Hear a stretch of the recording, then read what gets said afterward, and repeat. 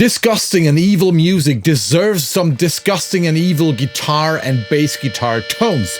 Don't you agree? Sometimes your 5150 just isn't enough. And talking about bass guitar tones, sometimes your dark glass pedal isn't enough either.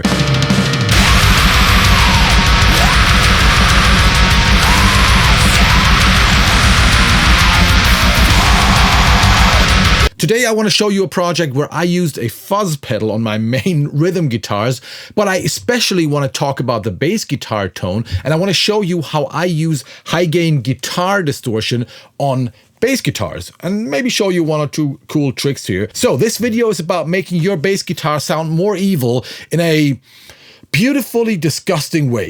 Let's go.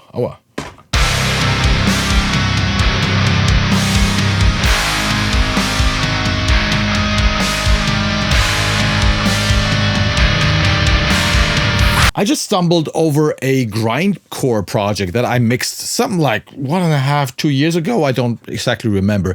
It is a band called EITER, German Grindcore band, and it is the side project, the fun side project of long distance calling guitarist Flo. You know, and music like this is not supposed to have the same guitar and bass tones like your whatever modern polished metal production or something. I wanted to support the message of the music with the guitar and the bass tones. I mean, that's something you should always do. Think about what you are mixing and dial in the right tones accordingly. Now, to understand the bass tone, which by the way sounds like this.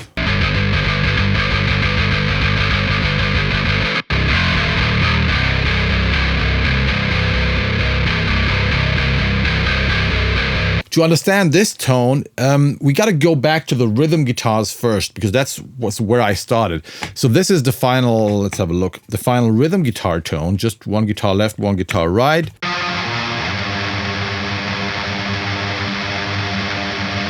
Maybe let's go here.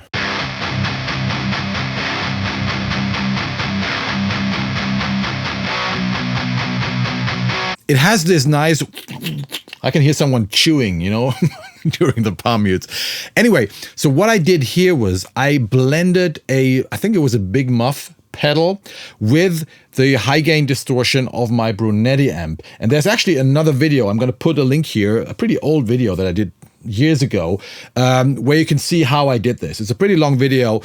So this was the basic principle, to combine and blend your tight modern high gain distortion with a fuzz, and yeah, that just adds a lot of character and makes these tracks sound special. Additionally, I used this plugin here called Quadra Fuzz, which is one of Cubase's stock plugins, to additionally saturate the guitars. This is a multi-band saturation tool, so I'm not saturating the low end, but I am actually saturating the lower mids and the higher mids here.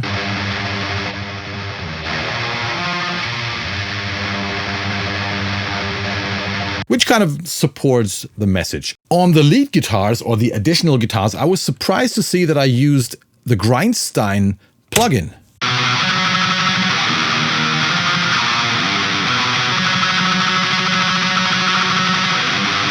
Which just sounds nasty in a very different way. This seems to be the Kohle Pulling Nails preset. If you don't know the Grindstein plugin, I released it together with Audioity. It's another very effective tool to get like kind of unique and very nasty guitar tones. I put a link below, check it out. Now, because I started with those guitar tones that are already like over the top saturated and sound very extreme, I needed to go extreme on the bass guitar as well. So let's have a look at the bass. So this is the bass DI track.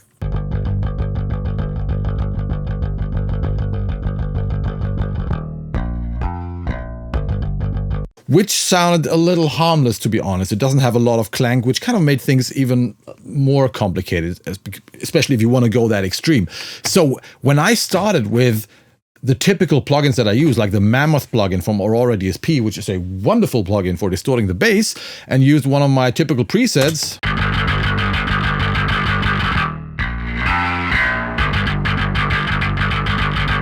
it wasn't even remotely close to what I wanted.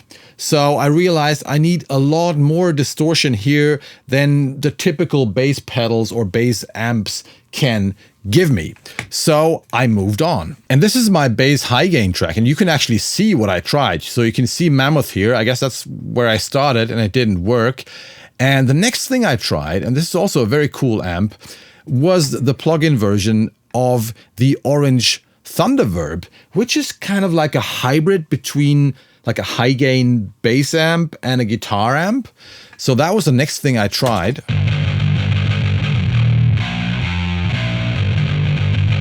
And that was already a lot better, but way too muddy.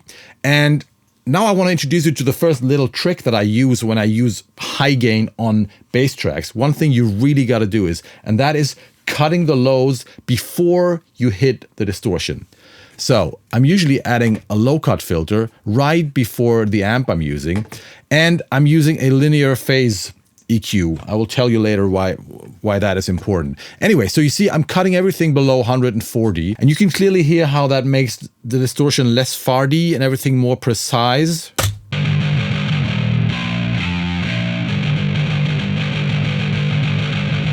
You can actually hear a lot more of the attack of the bass compared to before.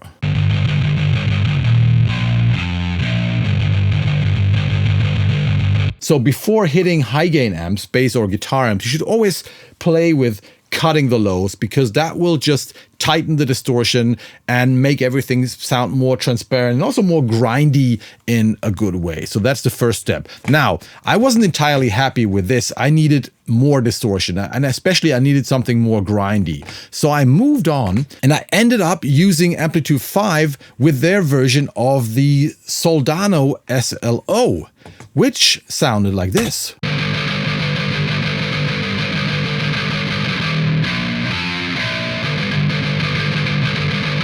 And this gave me exactly that grind I was looking for. And you got to be careful with the highs if you use a guitar amp, because it can get a little too brittle easily. Like,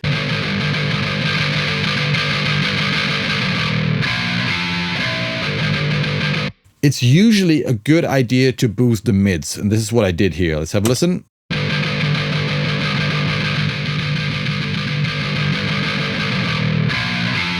This is what like pulls the bass out of the mix. So this is what I was using, and I think I'm just using a standard 4x12 cab here, like 4x12 metal T1, whatever that is. Now, next step. Not only do you want to cut the bass before you hit the distortion, you also want to cut the bass after the distortion, because the low end that a highly distorted guitar amp will give you on your bass is not a good low end. It's just not the low end you want. You want a clean and really deep low end, and you don't want like a distorted upper bass kind of boominess, and that's what a guitar amp typically will give you. So what I'm doing after hitting the amp and the cab is this. Maybe we can turn this one off for now. So I'm cutting the low end one more time. So this is without.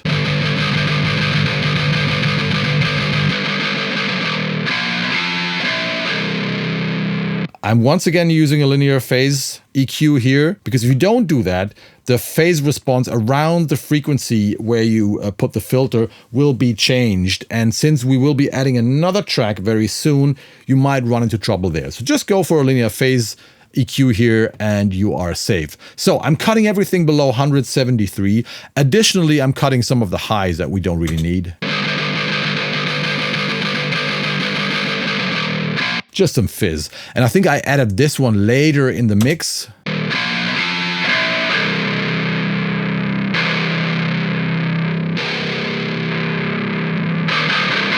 This is nothing I would add at this point, but I think this was just needed to pull the bass out of the mix.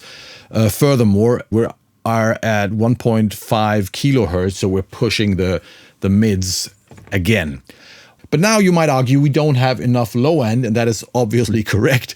So the next step is to copy your bass track, your bass DI track, and add another track. And this one is called Bass Deep in my case. And you want this track to sound like a party next door. Have a listen.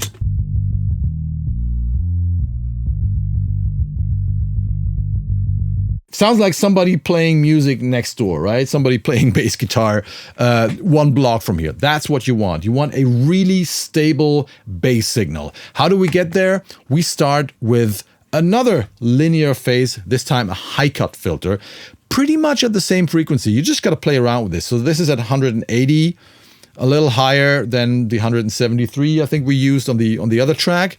So first thing you do is you just cut everything above that. Then I went into a compressor.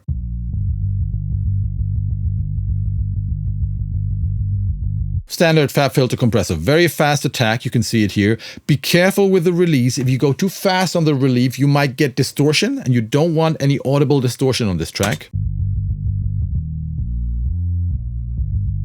And having a slower release will also give you more natural results, especially when you have longer ringing notes.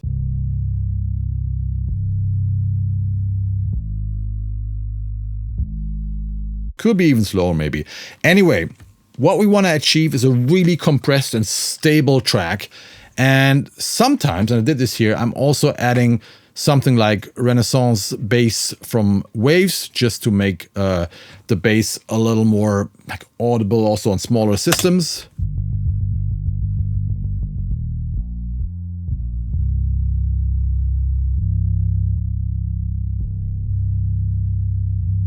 And now all you got to do is to find the right blend between those two tracks, our Soldano high gain track and the low end track. And let's have a listen how beautiful they sound together.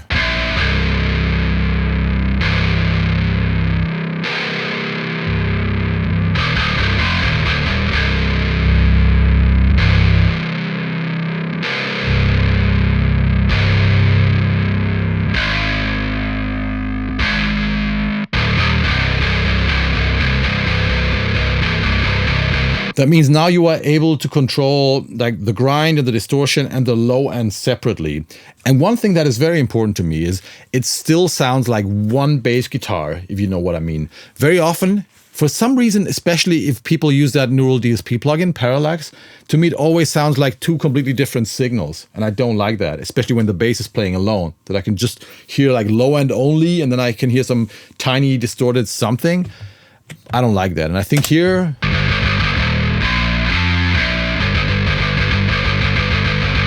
kind of melts enough, and in the mix it just sounds wonderful and cuts through just in the right way.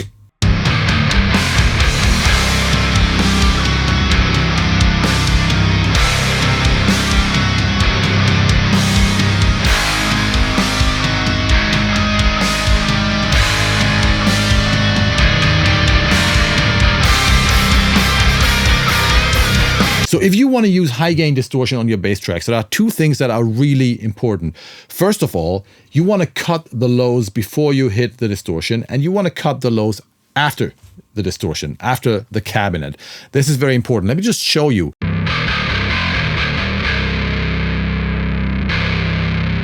If I turn off the EQs, it sounds like this.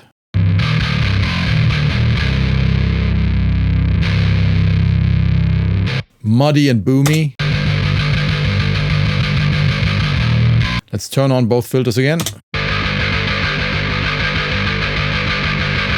Things sound clear now, but you still have enough controllable low end. The second thing that is really important is to use linear phase filters for the high and for the low cuts. That way you don't get any phase shifts around those filters, and that just helps to avoid any weird surprises, you know.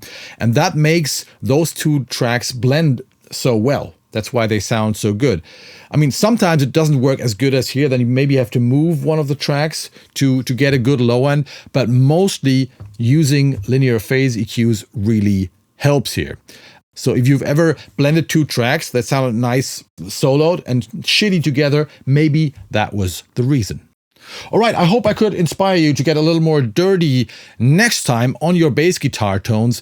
Also check out the other video where I talk about using fuzz pedals for metal. Maybe also check out the Cleartone Audiority Grindstein Plugin. There's a pedal and there is a plugin. And it's really fun to use. There's also another link below. Please check out the band EITER. I've also added their video clip below. They're fun, especially if you understand the German lyrics. And I forgot to mention, if you want to mix that song, if you want to mix the EITER song, become a member of my Academy, Kohle Audio Cult, because we've just added the multi-tracks of that song into the Academy so everybody can mix the song and have fun with both my reamp tracks, my bass tracks, my guitar tracks, but also with the DI tracks, so you can maybe play around with them and find your own version of Disgusting. Right? So, yeah, have a look at my Academy Kohle Audio Cult, which is packed with different courses and multi-tracks, and also a nice grindcore song from EITER that we've just added. Thank you very much for watching. Subscribe to this channel if you enjoyed the video. Leave a comment, say hello, and that's all for today. I see you in hell, motherfuckers. Bye-bye.